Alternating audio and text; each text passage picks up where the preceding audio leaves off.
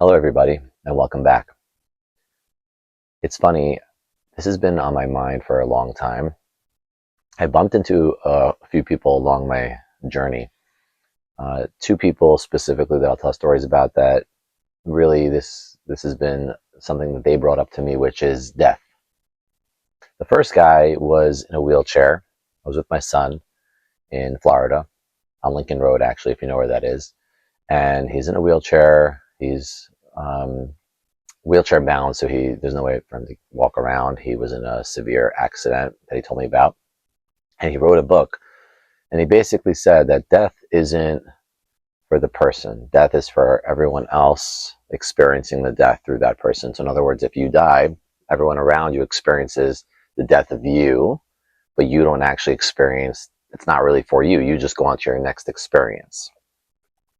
And we spoke for a while. There was a lot of tears in the conversation. Got emotional listening to him.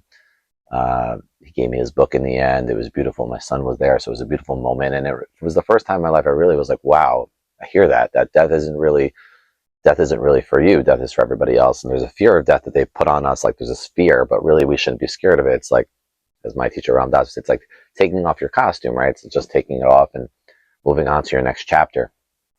That was one experience.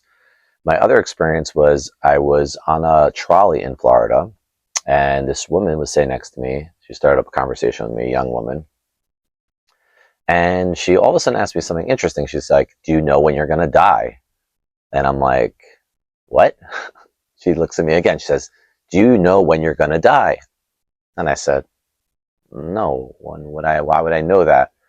She's like, "Oh, people know when they're going to die. I've heard people know when they're going to die."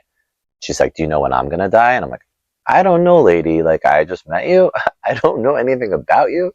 I don't know." But I started to really feel about it over the course of the next, I think it's been a year since I met her. And I've realized that I think that you start to know when you are going, in a sense, if you're paying attention. You start to be aware and you start to breathe. You start to realize your ego starts to dissolve, because the death isn't really a physical death. It's your ego death, that you're this body that you think is so important that goes. So I think at a certain point you start to realize when you're going to go. When you're just paying attention and you're in flow, then you will know how this all goes, because it's God's show.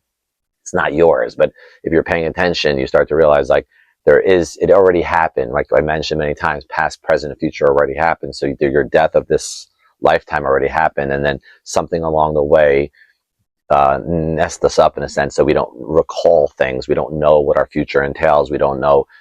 We say we don't know, but if we sit back and we realize we do know that it's already happened. Everything's already happened in divine timing, and we have no control over it.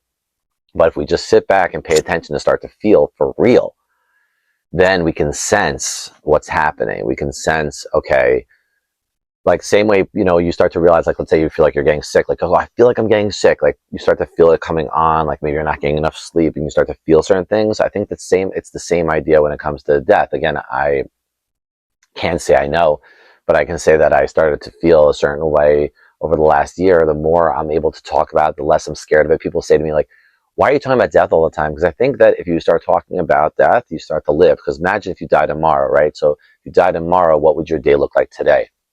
Would it be running around trying to get your next fix in? Or is it like you want to sit still and just chill? And like my oldest is home right now, and like I'm just happy he's home and feeling his energy, waiting to pick up my other child. Like, how would you fill your day? I pray, I sit and I contemplate God, and I watch videos about positivity and being loving and giving and giving and giving.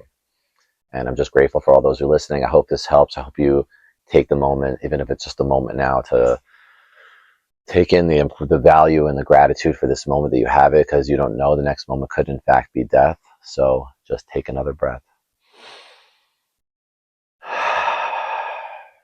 Thanks again.